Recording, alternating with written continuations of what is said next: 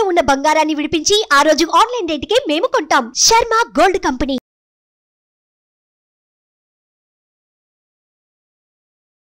నమస్తే, welcome to Suman TV. నేను మీ యామ్ని. ప్రస్తుతం మనతో ఉన్నారు ప్రముఖ ఆధ్యాత్మికవేత్త, ప్రముఖ జ్యోతిష వాస్తు పండితులు డాక్టర్ గుండపూడి శివసుధీర్ శర్మ గారు ఉన్నారు. గురుగారితో మాట్లాడి మనకున్న సందేహాన్ని అడిగి తెలుసుకుందాం. నమస్కారం గురుగారు. శ్రీమాత్రే నమః, శ్రీ గురుభ్యో నమః.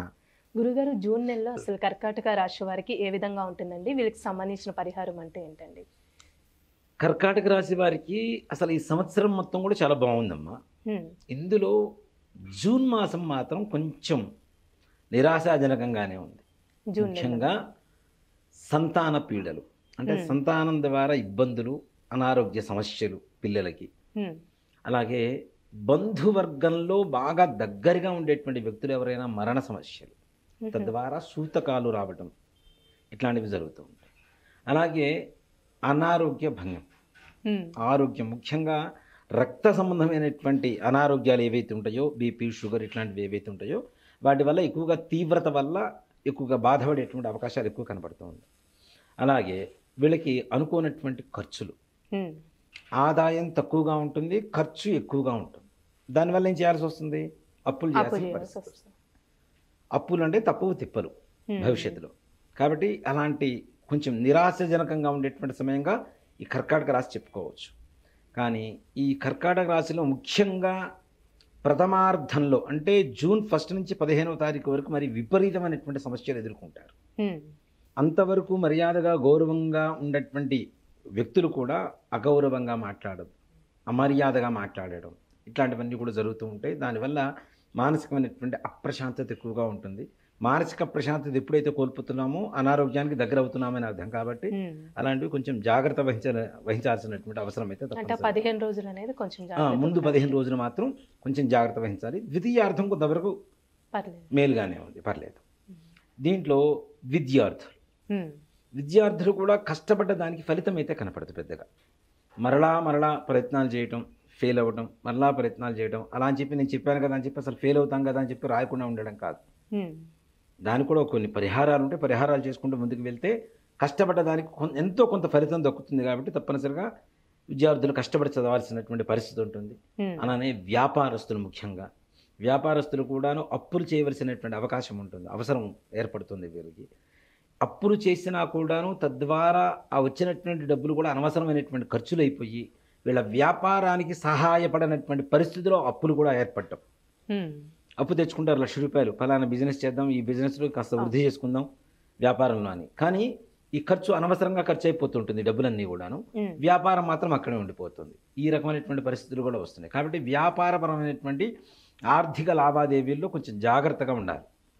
ఇతరులు నమ్మి మోసపోవటం, ముఖ్యంగా సజాతీయ శత్రుత్వం అంటారు దీన్ని. అంటే ఎవరి జాతి, ఇప్పుడు ఒక బ్రాహ్మణుడు ఉన్నాడు, బ్రాహ్మడే శత్రువు అవుతుంటాడు.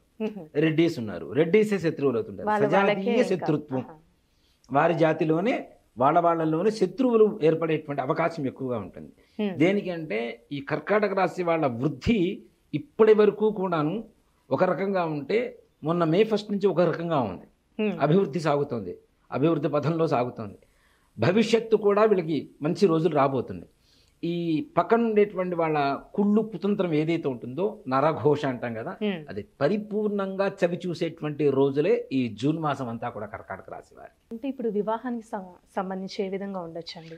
వివాహపరమైనటువంటివి అయితే మాత్రం కొంతమేరకు మేలుగా మంచిగానే ఉంటుంది. అంటే ప్రయత్నం చేయాలి, చేస్తే మాసం చివరిలో కుదిరేటువంటి అవకాశాలు బాగా కనబడుతున్నాయి. అంతవరకు కూడాను చూడటం, ఇది బాగుంది అని ముందుకు వెళ్ళి మళ్ళీ ఆగిపోవటం, మరలా ఇంకో సంబంధం చూడటం, ఈ రకమైనటువంటి ప్రయాసాలు ఎక్కువగా జరుగుతుంటాయి. కాబట్టి ఈ జూన్ మాసంలో చివరిలో ఏదైనా సంబంధాలు చూస్తే తప్పనిసరిగా వాటి వల్ల మంచి యోగం కలిగేటువంటి అవకాశాలు ఉన్నాయి. అలానే ఇప్పుడు ఉద్యోగస్తులకండి, ప్రైవేటు ఉద్యోగం కానీ గవర్నమెంట్ రంగానికి సంబంధించి జూన్ నెలలో ఏ విధంగా ఉండొచ్చు? ప్రైవేట్ ఉద్యోగస్తులైనా ప్రభుత్వపరమైనటువంటి ఉద్యోగస్తులైనా ప్రమోషన్స్ అట్లాంటి వాటికి మాత్రం ప్రయత్నాలు ఈ మాసంలో చేయవద్దని చెప్తాం. అనుకూలంగా లేదు, ప్రతికూల వాతావరణం ఏర్పడుతుంది. తద్వారా ఏంటంటే శత్రువులు పెరుగుతూ ఉంటారు. వీడికి ఇప్పుడు కాదు, ఇప్పుడు కాకపోతే మంచి రోజులు వచ్చిన తర్వాత మళ్ళీ ప్రయత్నాలు చేస్తే బాగానే ఉంటుంది. కానీ ఈ సమయంలో ప్రయత్నం చేస్తున్నాడు, వీడికి మంచి జరగబోతుంది అంటే ఆపటానికి 100 మంది వీళ్ళ మీద పడుతూ ఉంటారు. ఇందాక చెప్పుకున్నట్టు శత్రు బాధ. కాబట్టి వీళ్ళని చూసి జెలస్ ఫీల్ అవటం ఇట్లాంటి వాటి ద్వారా వీళ్ళకు ఉండేటువంటి వచ్చే ప్రమోషన్స్ అవి కూడాను కావాలని చెప్పి కొంతమంది వ్యక్తులు ఆపేయటం, తద్వారా వీళ్ళు ఎక్కువగా నష్టం పాలవటం అనేది జరుగుతూ ఉంటుంది. కాబట్టి అట్లాంటి విషయాల్లో కూడాను తగిన జాగ్రత్త తీసుకోవాలి. ఈ నెల వరకు కూడాను అలాంటి ప్రయత్నాలు చేయకుండా ప్రశాంతంగా ఉండడం అనేది మాత్రం మంచిది. ఇప్పుడు ప్రయాణాలు ఏ విధంగా ఉండొచ్చండి వీళ్ళకి? ముఖ్యంగా ప్రయాణ విషయాల్లో మంచి మాట అడిగారమ్మా. ప్రమాదాలు పొంచి ఉన్నాయి కర్కాటక రాశి వారికి.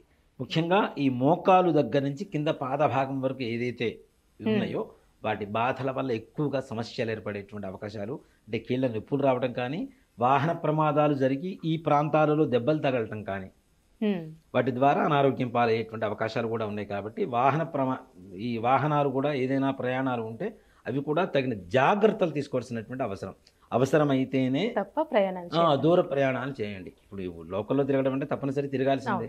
మరి లోకల్లో యాక్సిడెంట్స్ అవ్వవా అంటే నిజంగా మన టైం బాగుండకపోతే మనం కరెక్ట్గా పోతున్నా మన పక్కన వెనక వచ్చేవాడు కరెక్ట్గా రాడు.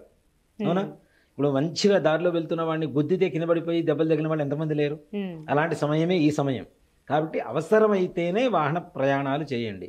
లేకపోతే హాయిగా ప్రశాంతంగా ఇంట్లో కూర్చొని రామకృష్ణ అంటూ మీ పనులు మీరు చేసుకోవడం అనేది ఉత్తమమైన మార్గం. అలానే వీళ్ళు ఎలాంటి పరిహారం చేసుకుంటే మంచిదండి? అంటే ఇప్పుడు ఆరోగ్యం సరిగ్గా లేదని చెప్పారు. ఈ కర్కాటక రాశి వారికి ముఖ్యంగా శుక్రుడు, ఈ శుక్రగ్రహ ప్రభావం అనేది చెడుగా ఉన్నది. దీంట్లో కూడా వీళ్ళకి కూడా చెప్తాను. ముఖ్యంగా సన్నగా తెల్లగా కోలమోహంతో పొడవుగా దాదాపుగా కళ్ళజోడు ఉండేటువంటి వ్యక్తులతో జాగ్రత్త అవసరం. ఇట్లాంటి వ్యక్తుల ద్వారా మోసపోయేటువంటి అవకాశాలు ఎక్కువ కనపడుతున్నాయి.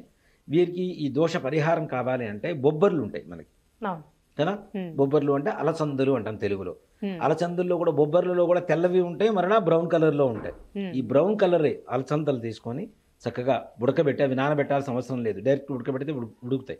1/2 kg తీసుకొని శుక్రవారం రోజున చక్కగా ఉడకబెట్టేసి వాటిని ఉప్పు ఇవి వేసి తిరగమాత వేసి మంచిగా పోపు వేసి నవగ్రహాల దగ్గరికి వెళ్ళి ప్రదక్షిణాలు చేసుకొని ఈ బొబ్బర్లు ఏవైతే ఉన్నాయో బయట ముష్టి వాళ్ళకి కొద్దిగా పంచిపెట్టి ఇందాక చెప్పిన విధంగానే దక్షిణ ఎన్ని నోట్లు ఇచ్చినా సరే ఇవ్వండి, దానిలో ఇదేం లేదు.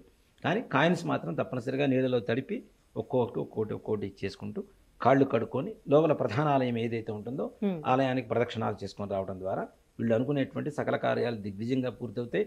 అంటే వీళ్ళకు ఉండేటువంటి సమస్యలు లాభం తెచ్చి పెట్టకపోవడం తీసి పక్కన పెడతాం, నష్టం జరగకుండా ఉండేందుకు ముఖ్యంగా ఇది బాగా పనిచేస్తుంది. మంచి పరిహారం తెలియజేశారండి. శ్రీమాత్రే నమః, శ్రీ గురుభ్యో నమః. సుమన్ టీవీలో మీ పర్సనల్ అండ్ బిజినెస్ ప్రమోషన్స్ కోసం కింది నెంబర్కి కాంటాక్ట్ చేయండి.